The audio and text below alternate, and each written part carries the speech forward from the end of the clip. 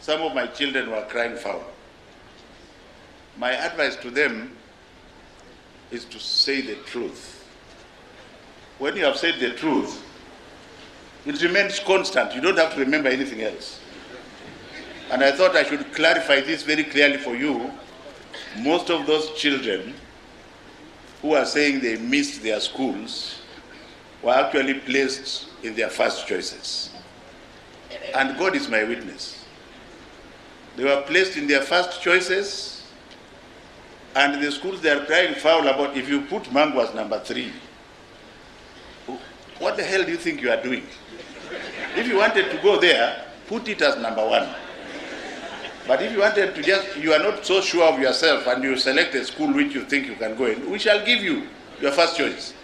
And it was done. And if you like, you can go and cross-check with our data. It is available.